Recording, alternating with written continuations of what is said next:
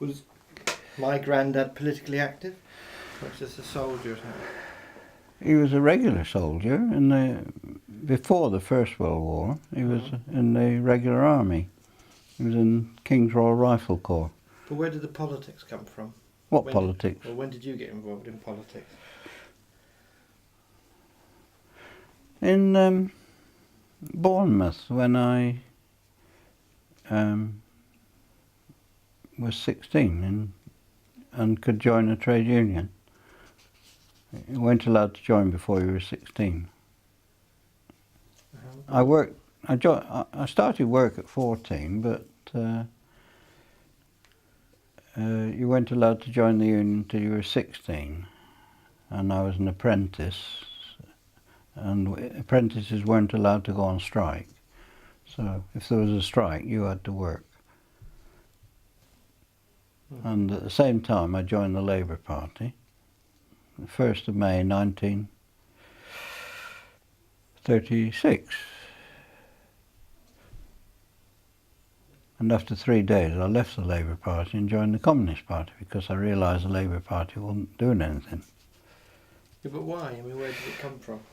Well, my father was unemployed for 5 years, and I think the experience of unemployment and deprivation and poverty and that sort of thing. And then when we moved to Bournemouth, to see people so rich in comparison with people so poor made us think that there was something totally wrong with society. Well, just you or Granddad as well? No, he didn't take an active part. He tried to solve the problems that he had in his way, and he'd do anything to sort of feed the family and get work and things like that. And he did get work eventually in Bournemouth, but extremely poorly paid. He worked for the Royal Bath Hotel, looking after the silver, and he got 25 shillings a week for it. But he used to bring food home, because in the Royal Bath, if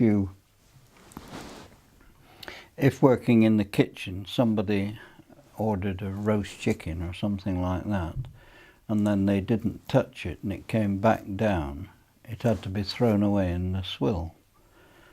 But the people there were all very poor working, and if they possibly could, they'd take it home. And my father was amongst those that brought things home. Chicken and meat, food that we needed. And one day he bought champagne and we all said we didn't like that fizzy lemonade. That was part of it. And then eventually he got a job working for British School of Motoring in the office, because he'd lost his leg in the First World War, and that made him, he was very, very, lots of guts. He even learned how to ride a bike with one leg, you know, by having a special, well, he had a strap that he put on his, so that he could pedal with one foot, and took the pedal off the other side so that he could use it, and he used to get around that way. And that was a good job, but it was a franchise, was British School of Motoring, and the man that employed him was a very good man. He was well educated, and eventually he went bust, and British School of Motoring just handed the franchise over to somebody else, and he joined the army as some way of making a living as a guardsman, ordinary guardsman. He didn't get in as an officer because he didn't have the money to afford it. And in the guards they were called gentlemen guardsmen because they were really officer types, but they couldn't afford to be officers. So that's what happened to him. And at that time we were very politically active, supporting Spain. And hang on, get back, but I still don't understand why you joined the Communist Party, though, because me? anyone that's poor doesn't join the Communist Party, otherwise it'd be big. Well, I wasn't poor. I was interested in politics, and I thought socialism was the answer. But where did that come from then? I don't know, It wasn't from was your it dad. by experience and It wasn't observation? from your dad, though. No, not from Or a from your parent. mum. My mum was a very true blue. She believed in all the establishment and the, you know, the rich must be rich because they were clever, that sort of thing. First World War, did he at all? Well, he did very occasionally, very little. He would, and I think it must have been so awful that he.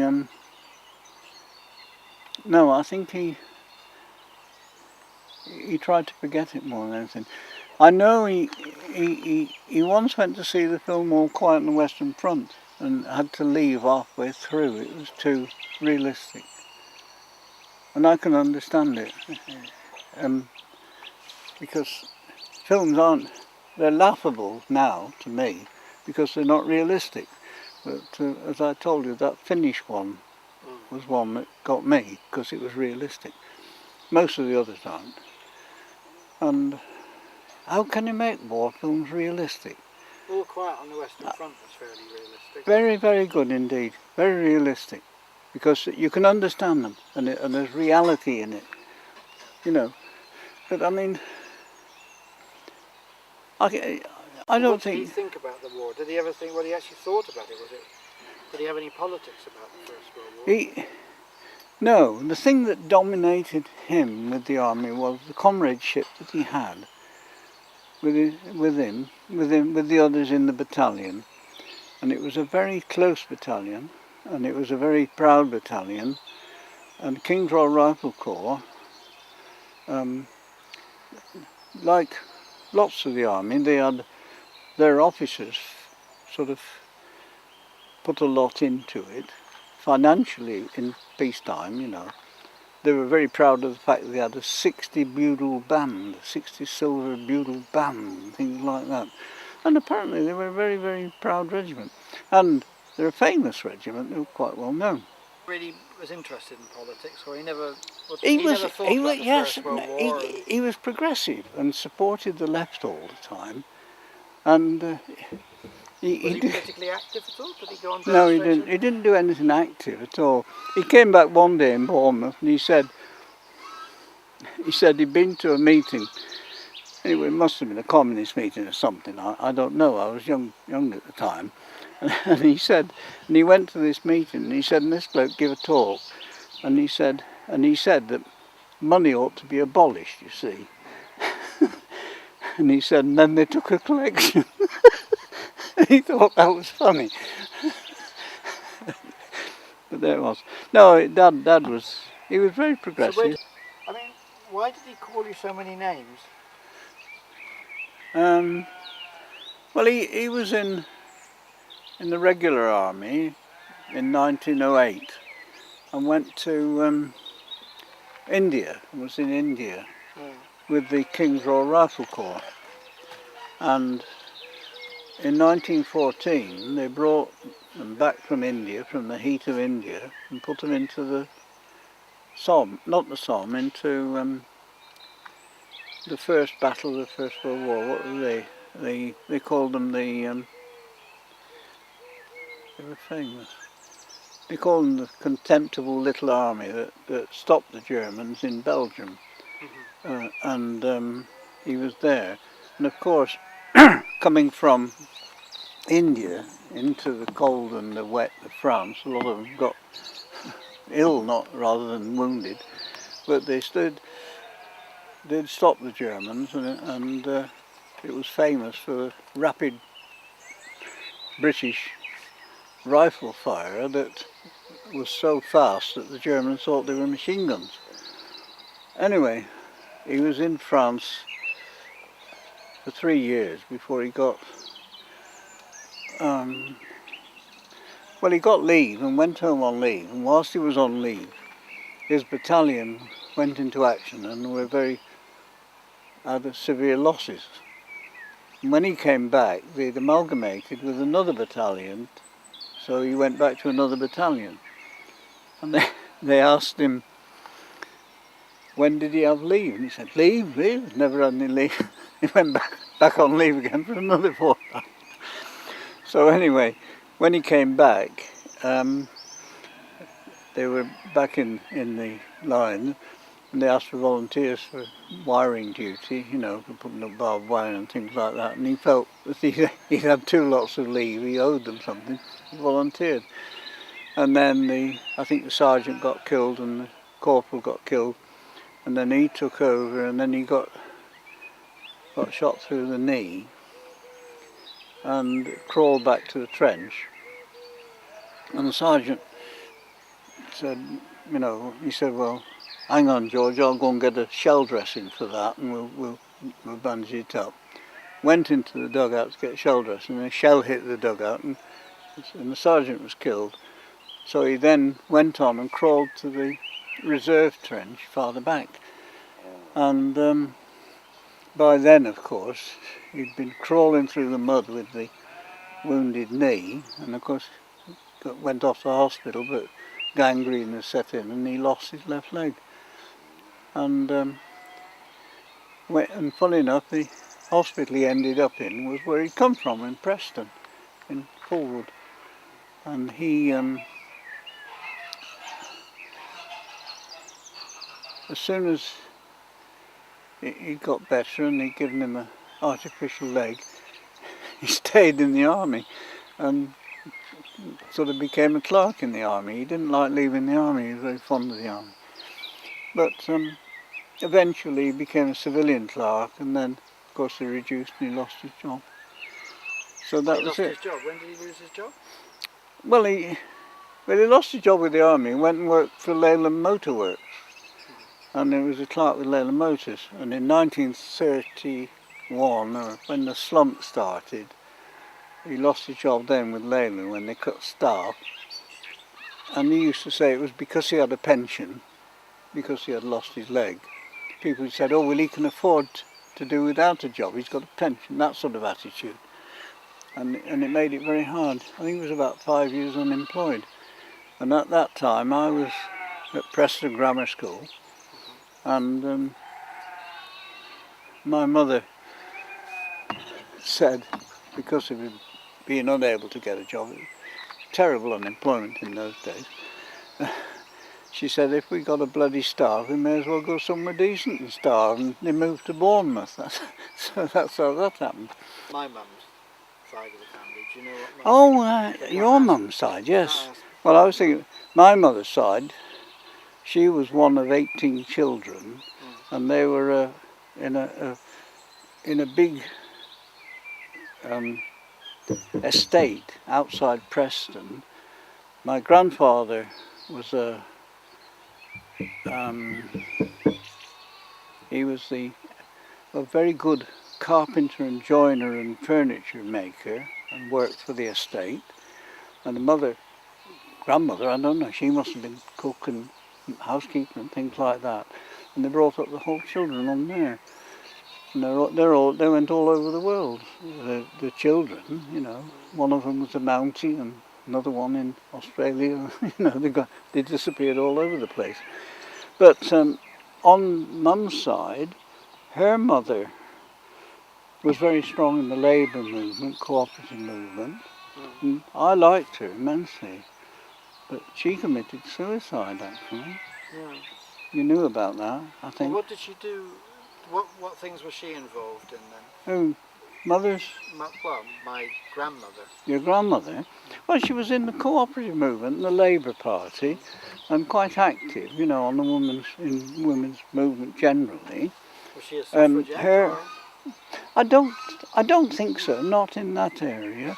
But they remember supporting hunger marches and things like that. They had a strong activity within the Bristol region, what they were doing.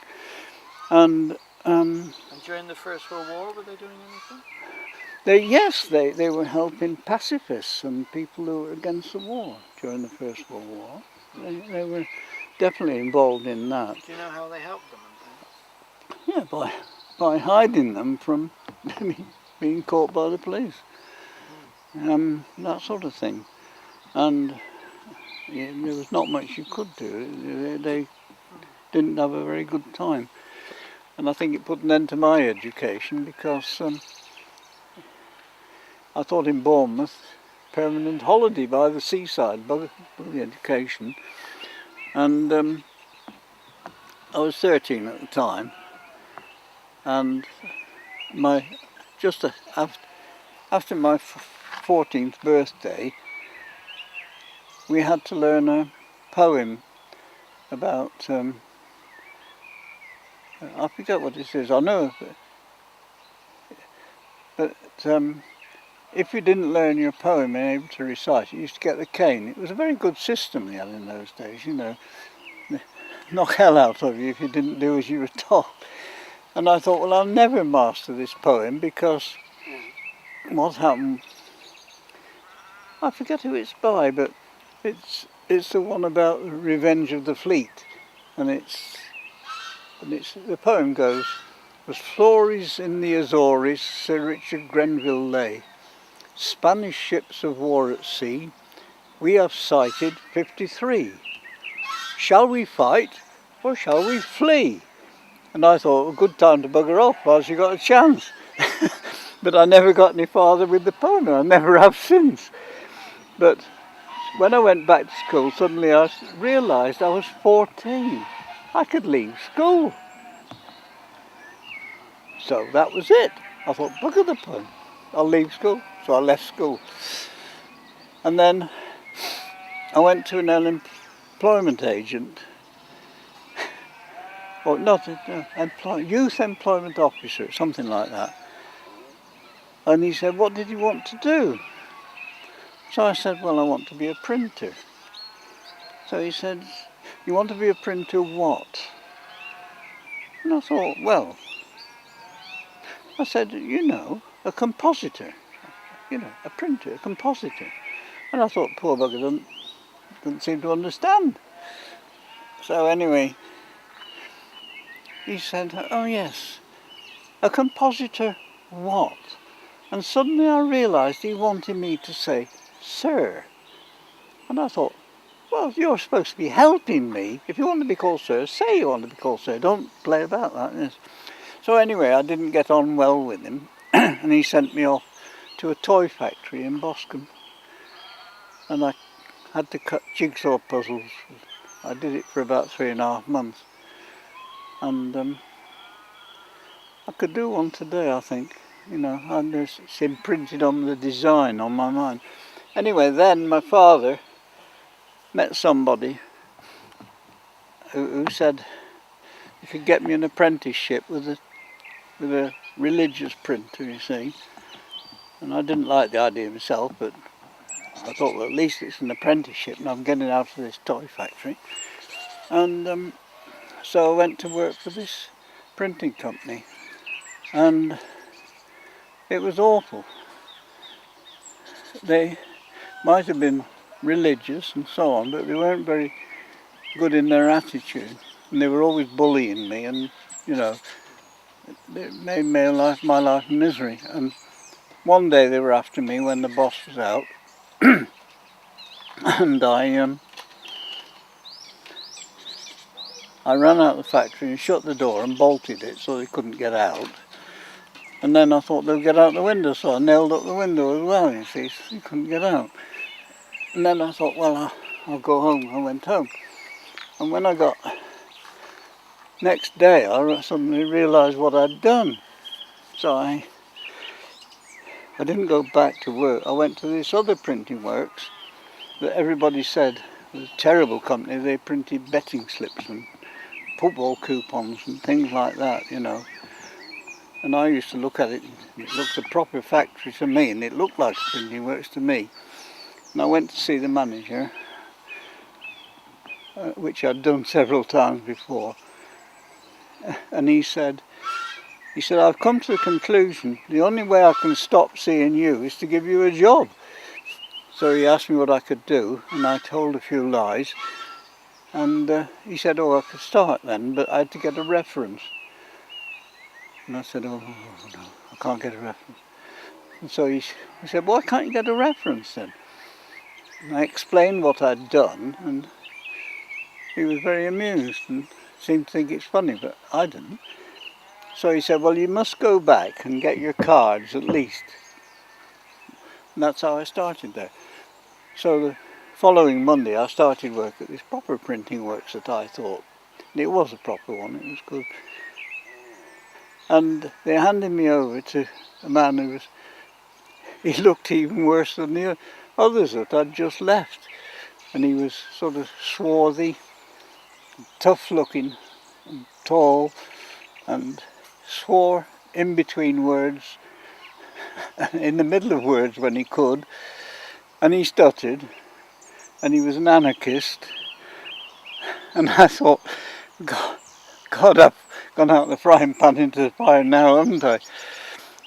And he pointed to this machine that I'd said I could work, an Arab printing machine.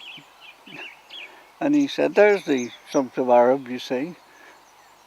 And I looked at it, and he said, you can't work the buggy thing, can you? I said, no. And he said, I'll bloody well teach you. And he was marvellous, and he taught me, and he did everything, and he was a wonderful friend all through my life. I was interested, but not in politics, but how it came about was, yeah, I can tell you how it was. Before you're 16, you weren't allowed to join a trade union. I don't know what the law was, but the trade unions couldn't take you into membership until you were 16. So I was an apprentice in the printing trade, but I couldn't belong to the union. And even when you belong to a union, if you're an apprentice, you can't go on strike. There were all sorts of rules. So anyway, it was the 1st of May 1935, I was 16 years old. So I joined the union immediately, but we weren't recognised in the firm. We had to keep quiet about it, otherwise we'd get the sack. And we only told the boss when we were all in it, then he couldn't sack the lot. It was as bad as that, yeah. And he was furious when it had happened, but once it's happened, you can't. We had him by the balls, well and truly, because if he dared to do anything to one of us, the lot's shut down. And with football coupons and things that were dated, they daren't do it. Anyway, that's what happened. That's how I joined at first. And I also joined the Labour Party because I thought, trade unions, Labour and so on. And I went to a meeting of the Labour Party, and I was so disillusioned that it was so apolitical. It didn't seem to be grasping and doing anything. Because Bournemouth, although it sounds a posh place, and it had about 12 millionaires there, it also was a place where it had employment that qualified it to be a listed place for help and so on because of the poverty that there was there at the same time. And that said to me, that's all wrong. Well, after 3 days in the Labour Party, that's when I went. Somebody said something about the Communist Party, and to go to the meeting in Boscombe at this hall. And that's when I went there and found all these meetings listed, and the most improbable one looked to be the spiritualist one, you see. And I went, and that's what it was. They couldn't get the room in the name of the Communist Party, but they could if they called themselves a Spiritist Union or something like that. There we are. And that's how I came into it. And of course, once you're in it, all the things happen. You meet people and you discover that they're good people. And at that time, there was the Spanish Civil War. There was all the, anti-fascist things that were going on. And the Communist Party was quite good pre-war. And we had some good leaders. What sort of things was the Communist Party doing? Not that so. What did the Communist Party do? Did they do? They were mainly concerned in trying to organise a popular front in Britain to get rid of the Tories, Labour, Communists. And to a certain extent the popular front was developing because there wasn't much chance of Labour winning on its own or Liberal winning on its own or Communists winning on their own. But the Popular Front, like it did in France, might have won, because it would be an amalgamation of people with common thought, and you had to sort of, you know, accept the limitations that it would have given, and that was the state of politics then. And about the Spanish Civil War, was that? Well, the Spanish Civil War.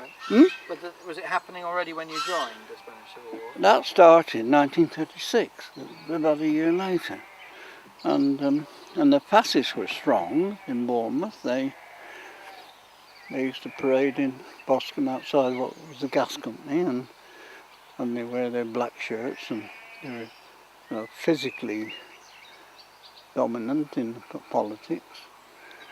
And we went to try and disrupt one of their meetings, and they were very strongly stewarded to prevent any interruptions and so on. And it was interesting to see the way they organised and ran their meeting.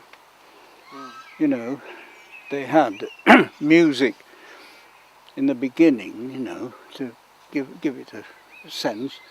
And then when Mosley and they came in wearing black shirts and marched into the hall, you know, so it dominated the whole thing. Like a political theatre, was it? It did, and also, you know, at that time, the Conservative Party, lots and lots were pro-German, and there was the link, and it's not been disclosed. Well, it was disclosed to a certain extent, but there were you know, after Dunkirk, if Hitler had come, there was a fair selection of people. They would have stuck into government that were already there, you know. And when people talk about, you know, traitors and so on, you just think the only person that was ever shot as a traitor was a Tory, wasn't it? It was Amory, who broadcast to the Italians. And not Lord Haw-Haw. No, Lord Haw-Haw, he got away with it, I think. No, they hanged him at the end of the war. They hanged him at the end of the war. Did they? Tell me about the Communist Party in the 30s then. What was it like to be in the party then? Did they let you join straight away? Did you join the YCL or the Communist Party? Well, no, I thought about that a lot, but I discovered that if I'd joined the YCL, I'd probably have been the only one in it, so so they thought it simpler to put me straight in the Communist Party. And I went on demonstrations. We used to go to demonstrations to London in supporting Spain, calling for food for Spain and arms for Spain and things like that. And terrific demonstrations of support for Spain. And who would be supporting those demonstrations? Trade unions, Labour Party. Labour Party supported the Spanish Republicans very strongly, because Roderick Morgan, only about 10 days or 15 days ago, he mentioned that it was 60 years ago, he said, lads from the valleys are going off to Spain to join the Spanish Republican Army, and some other anniversary, you marked on the anniversary of it. So, I mean, it's well remembered. And in Oldham Labour Party, there was a memorial to lads from Oldham who had gone to Spain and were killed. Oh no, it wasn't just the communists who went in it. And were you thinking you were going to Spain? I tried to go, but they wouldn't have me because they said I was too young. And I didn't get there, you know. But I'm glad I didn't now, because it must have been a far more awful war than ours, actually. Because they didn't have the armaments or the backup that we had. Well, this division was a good one. We only got beaten once, and that was at Dunkirk. We never ever beaten again. And so how about the two things, or the three things? There'd be unemployment, fascism, and the Spanish Civil War. Yeah. Those were the three things the Communist Party was campaigning about. Well, and also for houses and for all the other things, and work, and there was lots of things, you know, day-to-day things, like you know, support for people who were unemployed and poverty and so on, and trying to help people. They used to set up sort of organisations to buy food in bulk to sell cheaply to people to get round the costs of things.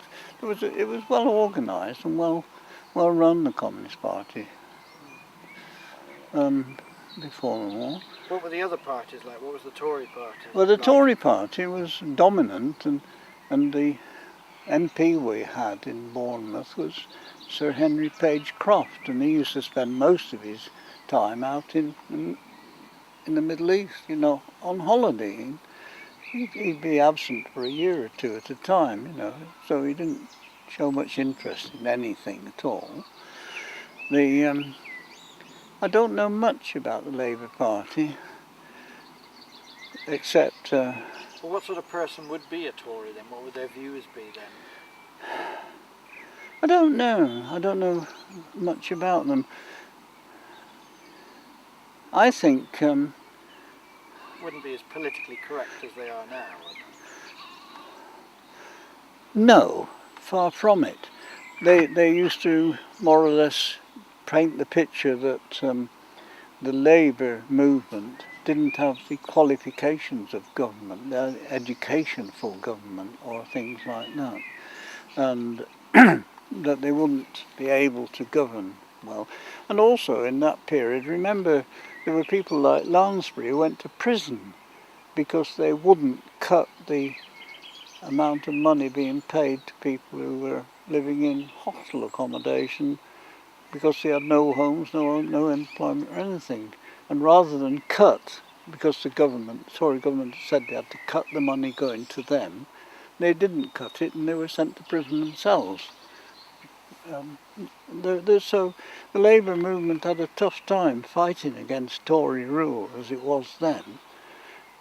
And then, of course, when there had been a Labour government in 1926, or 25, I'm not sure of the month of the year, but it hadn't succeeded, and Ramsay MacDonald had gone into coalition with the Tories, and you know, it broke down, and it took a long time to recover from that. I was sharing a flat in Gray's Inn Road with Michael Redgrave and a chap called Bram Booton and myself. We shared a flat in Gray's Inn Road, and we all of us belonged to Unity Theatre, which was at King's Cross, and I don't know, a lot of people perhaps now never heard of it, but it was an absolutely nationally famous theatre of the working class.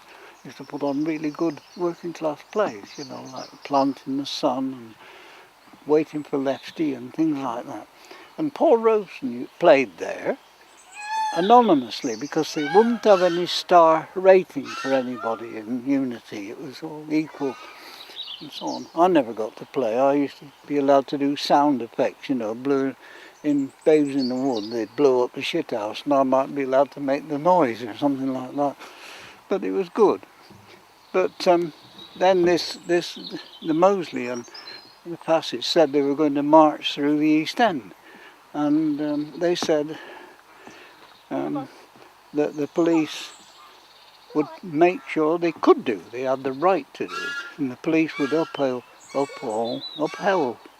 their right to march through there.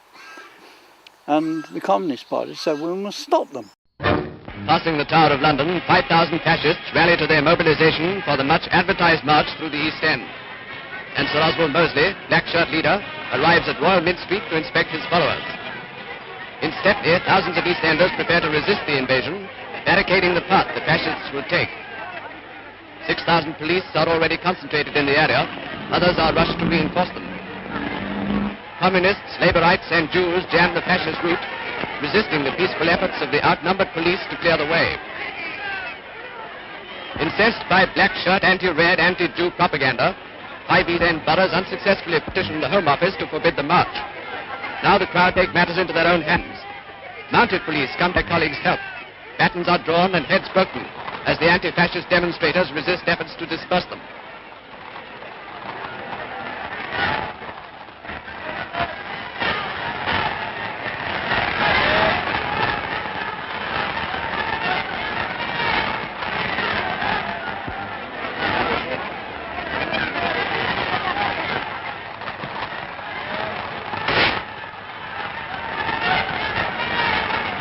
fighting now spreads to the Mint. Sir Oswald Mosley was informed by the police commissioner, Sir Philip Game, in Trilby Hat, that to avert serious bloodshed, the march was banned. A car charges a black-shirt crowd to get away. The incident rouses both sides. Blows all round. Minor injuries come thick and fast.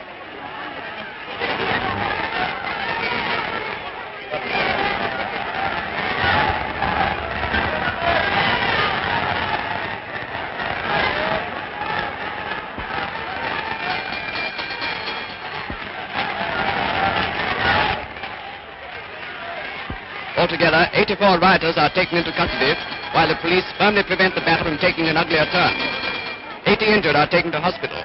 Hundreds more receive first aid on the spot. From impartial people, the police earn nothing but praise. So does Sir Philip Game in banning the march. Firm action by the Commissioner and his men undoubtedly averted bloodshed on a scale more terrible than London has ever witnessed. They were going to march through the Jewish part of London, through the predominantly working class Jewish part of London. And politically it was important that they be stopped and not allowed to. And at first they tried to get the police to ban it, which they could do. They could say it was against public interest or something like that, but they didn't and wouldn't. They refused. So then they said, well, let's have a big demonstration against it to stop it. And the Labour Party said, no, let's do nothing about it and it'll go away. Don't give them free publicity. Don't. They took that view, but the communist view dominated, and as I say, they didn't get through. It was stopped. And at the time, of course, it was. So what do you went along, what do you remember from the day then that actually happened? What did you actually Well, see? it just crowds and crowds and crowds of people. I didn't see anything much except no room for anybody to march through because but they had barricades across the road, and if they've tried to get to the barricades to dismantle them to get the fascists through, they got a hail of bricks and stones and whatever. Empty and full bottles, anything, whatever you could throw at the bastards. And what was you saying about the police that were caught or something? Or? Oh, yeah, they captured some, but they didn't know what to do with them. I mean, captured them, so they took their helmets off them and gave them cups of tea and told them to go home. But they couldn't get back to their own people, so it didn't matter. I think they were glad to go home, some of them. Well, what could you do with them? A bit early in the war to shoot them, wasn't it? Well, war hadn't started then. So what was the feeling after Cable Street then? Was it Well, seen as a victory and things? Oh, at the time? definitely, yeah. Well, the Daily Worker gave full publicity to everything, and that throughout the country. It encouraged people to stand up against them and stop the buggers. What did the BBC and the national press say? Well, they reported it fairly coldly, but the national press gave little publicity to it, because they sort of kept it down. And also, there wasn't. The press tended not to campaign on civil issues or anything like that. It tended to show it. But what was the press? Was the political colour of the press at the time? Well, there What was newspapers, the Daily what were they? Daily Herald was supposed to be the Labour Party, but it was very right-wing Labour and very establishment-minded. The most progressive paper was the News Chronicle Daily, which was supposed to be liberal, but it was very progressive, and that was strong in its support of the Spanish government in the Spanish Civil War. The Mirror had a good record, and then lots of the others. The Sketch was a very right-wing Tory posh little tabloid. Telegraph was just almost as it is now. It not changed much. Very, very old-fashioned and Tory-minded, but nice sort of Tories, if there are such things. And The Mail? Well, the Mail was pro-fascist and supported Mosley very strongly, and that. But you see, the Express was still shouting the odds about the Empire. You know, what a wonderful thing it was. You know, every bit painted red on the map. You know, sun never sets on it, and as a worker, wages never rise. But there it is. But it was the press. That was the sort of thing, you know. Was the feeling that war was coming? Also Definitely, definitely.